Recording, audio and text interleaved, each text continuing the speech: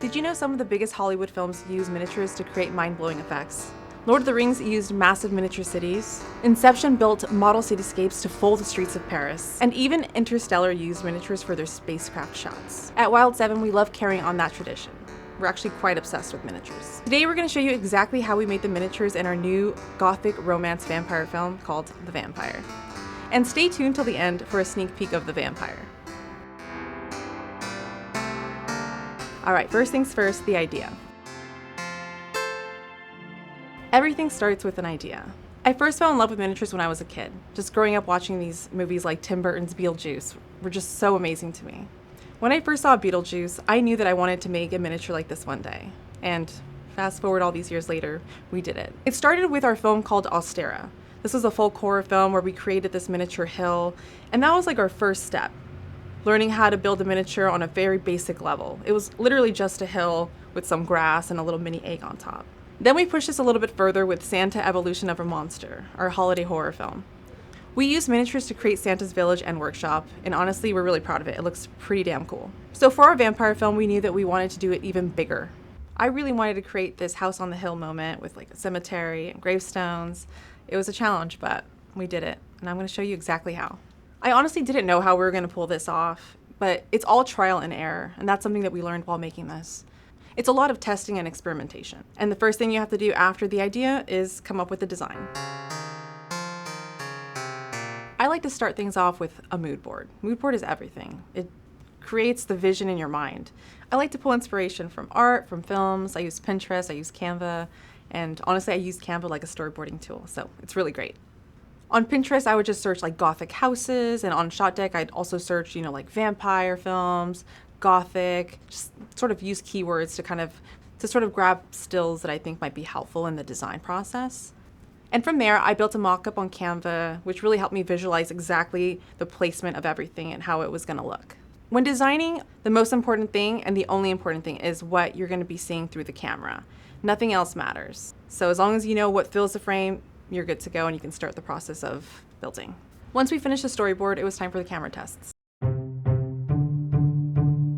The biggest challenge was figuring out where the house was going to sit, how big everything needed to be. So honestly, the best way of figuring this out was putting together a mock build and placing it in front of the camera and testing out different lenses to see like what works and what doesn't. We also didn't want to use green screen this time. We've done that in the past.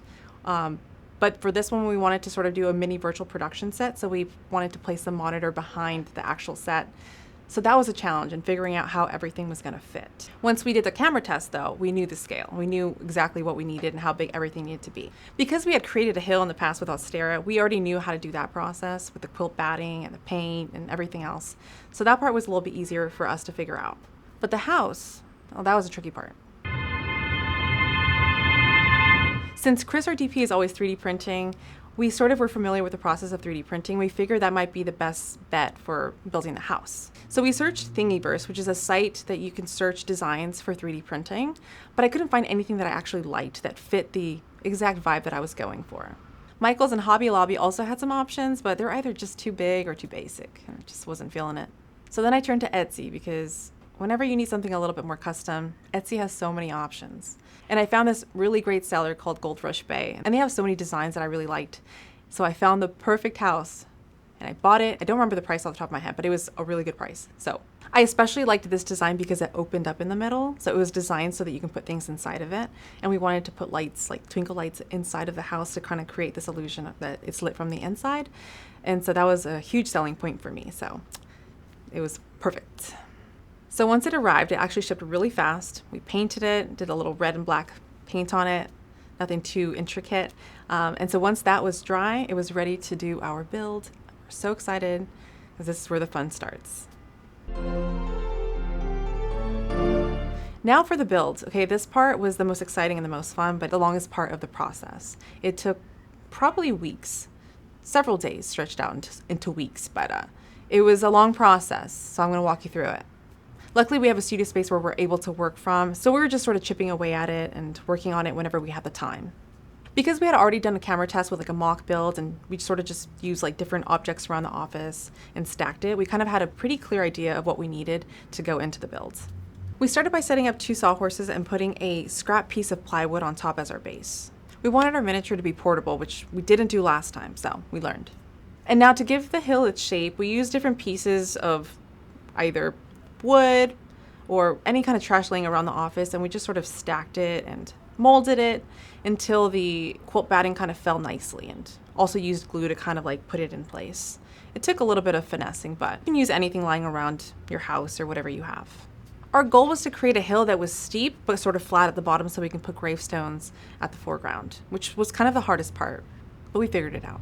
So once everything was set and it looked good and the form looked good, we drilled the wood blocks into the plywood and glued everything down so everything was nice and snug and we could easily lift it and take it places and everything laid nice and flat and secure. For the very top of the hill, we used foam pieces because it was a little bit easier to shape and smaller pieces. So that seemed to work really well for us, but like I said, you could probably use anything that's laying around. Once all that was set, it was time to move on to painting. Now for the painting part, we just needed to paint the quilt batting brown because we learned this through our miniature for Austera. Brown paint makes a really good dirt base. It looks very realistic, but I was also on a budget. I didn't want to buy like a whole quart or a big gallon or whatever.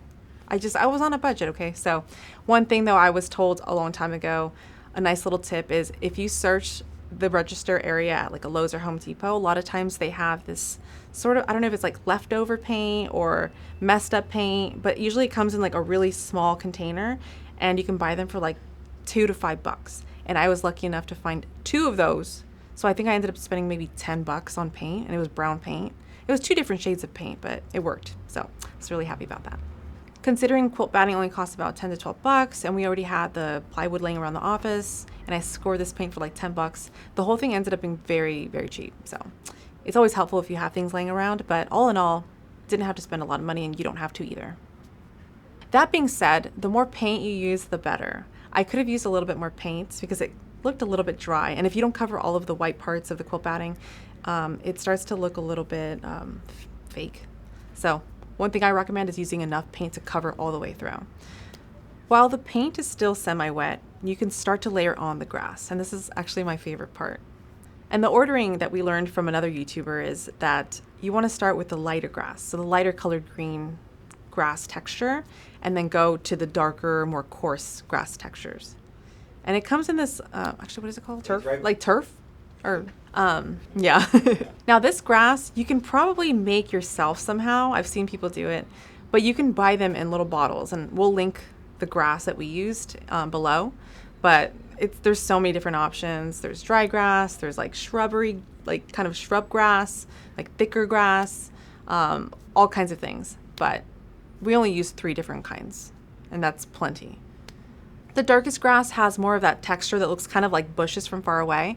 So that's sort of the last step that you want to add to your miniature hill. And you want to sprinkle it in little places, like usually the crevices and like the shadier parts of the miniature hill.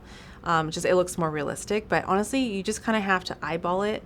And we like to like set up our monitor and sort of see how it's going to play on camera, because that's all that matters is how it plays on camera. So now, once this is all set, then you can hot glue it. So this is where things start to get really spooky and fun and things start to come to life. And also this is where 3D printing comes really heavily into play. Chris, our 3D master, started printing these gravestones early on. I think he spent several weeks doing this because it's very time consuming. Each print can take, I don't know, 30 minutes, an hour long. You could do them like multiple at a time. You could do batches. It could take hours. So you want to spread this out over several days, and you definitely don't want to rush this process because you never know when things might mess up or you might have to just reprint a whole new batch. So definitely take your time on this part. But they ended up looking really, really cool, and you can also find these designs on Thingiverse. So they're like pre-made gravestones, but you can also design them yourself if you're more professional. But there's a lot of things on Thingiverse that you can use, so that's what we did. He ended up printing about 40 to 60 gravestones in different sizes and different shapes. Some of them had crosses on them. Some of them were really, really tiny, so we placed those all the way in the back because you want to create sort of this illusion that they're farther away. You want to create the illusion of scale and depth and all of that. So like I said, you want to have plenty to go around because you will have rejects. You'll have some that just don't turn out what you're expecting. And you'll probably have to chisel them too, because sometimes they have little imperfections. So if you want to get real detailed with this, you're going to want to take your time with this process, because then you can just smooth them out and make them look perfect. So from the batches that we printed, we picked our favorites, we chiseled them, and then we painted them. So Chris actually painted these, I believe they were gray first, and then did a layer of like gold to kind of create this like rustic look to them, and it gives them a little bit of that shimmer.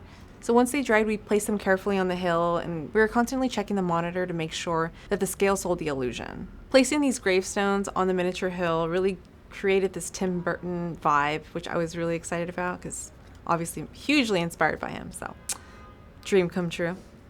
Outside of this miniature, we had another smaller miniature to make.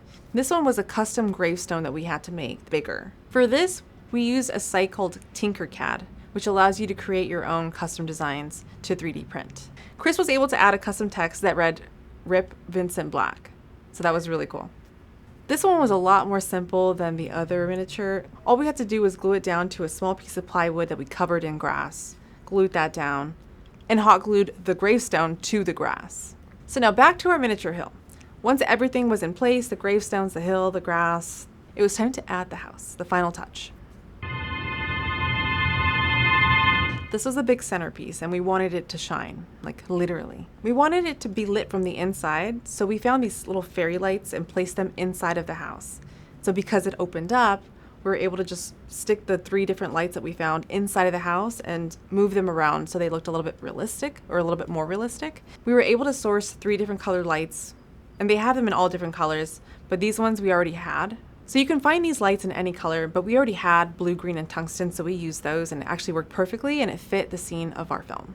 So to actually install the lights, we ended up drilling a hole underneath the house. It was just easier for us to be able to close the house and place the lights that way. So we're getting there, but it wasn't quite right yet. The lights were still a little bit too harsh, and you can kind of tell that they were fairy lights, so we needed a solution. So to solve this, we ended up cutting these little pieces of gel and using it as like diffusion, and taping them to the inside of the house, almost like a fake window. And surprisingly, that actually worked pretty well. So that's pretty much it. Then it was just like small little changes here and there and final touches, making sure everything looked right according to the camera. But once it was set, it was time to film. So we filmed this on the Sony FX6 with our Super Takamore lenses, which are vintage lenses that create this really beautiful, cinematic, soft look. And honestly, it looked so good on screen. So like I said, instead of using green screen or blue screen, we ended up going the virtual production route. So we brought in our monitor and placed it behind the miniature. And honestly, it looked so good and it worked so well because the light from the monitor also reflects onto the miniature. So you don't get any like green or blue spill. It's very, very real. So now that that was placed, we connected the monitor to my computer through an HDMI cable, and we started testing out different backgrounds. And honestly, I just ended up using Canva for this. There was a lot of different options, so we just wanted to see what worked and what didn't. And it was a bit of trial and error. I wanted to create this sort of sunset look, like pink skies to blue skies. So we tried several different options. I think we tried like maybe 6 different backgrounds and transitions and slight tweaking of the light and the color until we found the one that we really, really liked. And this is how it turned out. I think it looks so cool, and I'm super proud of it. We also had to test these lighting gags. Because we were doing a sunset transition, the lights also had to transition. Luckily, we're hooked up to our Aperture and Amaran lights, and they all work together through the Sidus Link app, and we're able to operate these off of our iPad. So it's pretty nice to be able to do that, but it was a little tricky, but we did get it, and I think it looks so cool. But there was still things that we wanted to finesse, like the shadows or how the moonlight sort of spilled onto the house. Just different lighting, things like that. So we filmed all of these different takes, different lighting transitions, different lighting setups, different backgrounds, until we filmed it and we loved it and we played it back. But then we noticed something. It wasn't perfect. It was missing something. And we realized it was fog. We needed some kind of smoke machine, some kind of fog layer. It wouldn't be a Gothic film without the fog. So being the DIY filmmakers that we are, we looked around to see what we had access to. And as a bit of a joke, Chris used his little e-cig pen and blew a layer of that into our atmosphere, into the miniature. And we rolled it, and it looked okay, honestly. But you can only do 1 or 2 of those, and we didn't want to do that to Chris. So we figured, okay, what else can we do? Like, what's cheap because also we're on a budget. And so we figured maybe dry ice. So we actually bought a little bit of dry ice and tried to sort of blow it onto the floor of the grass. And it didn't work. I don't know how people use dry ice. It's very elaborate. You kind of it has to be sitting in some way, and you have to add water to it. And it's like a whole thing. And it didn't work. So last resort, we ended up buying a portable smoke machine. And even though it was over a little over $100, it was worth every penny. And the shot came out so cool. I mean, infinitely better. And we use it all the time now. It was again such a great investment. It has all these different settings. My favorite setting is like spongy mode. I'm obsessed with it, and I plan to use it many more times in the future. And this played a huge part for our end credits. We love coming up with really cool end credits. So our end credits ended up just being shots of the cemetery, like different gravestones. And it looked really cool, especially I think Chris used it like a diopter so that we got really close to the gravestones. And yeah, I think they came out really cool with the fog flowing through. It's very spooky, very gothic. I'm a fan. And so this is how it turned out. Very cool, like I said. Very proud of this.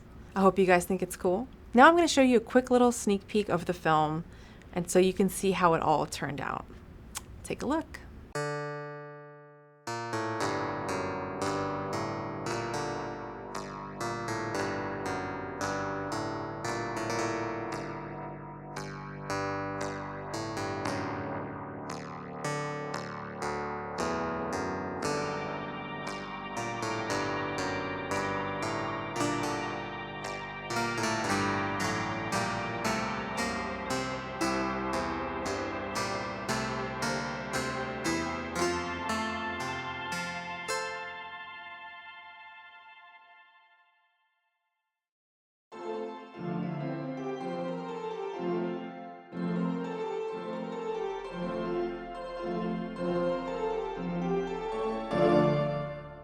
Somewhere between last Thursday and all fucking eternity, I realized I've lost my appetite.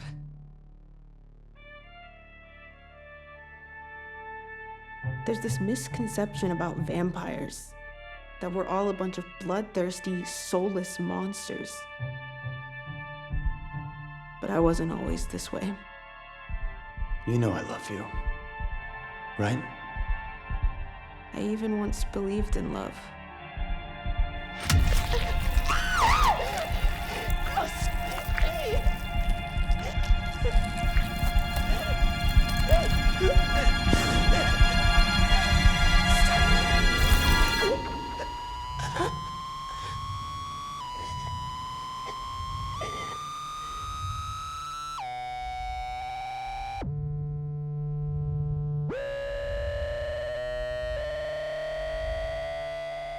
He took everything. My life, my ability to feel. But I got my revenge and planted roses on his grave. I've been waiting for my roses to bloom for 30 years. Huge shout out to my DP Chris, who helped with all the 3D printing, the set building, and the filming, and all of that stuff. And shout out to my other Wild 7 partner, Nas Red, who's my producer. It was such a fun time making this set and being able to build it in the studio for multiple days at a time. And yeah, I cherish that experience, and I'm very, very proud of it. And I hope you guys get a chance to check out The Vampire. If you like vampire films, gothic films, romance, horror, all that good stuff, we're going to link the film below, so please check it out.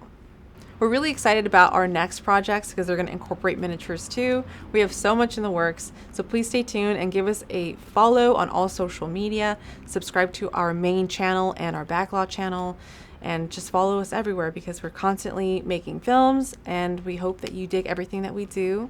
So come along the ride, guys.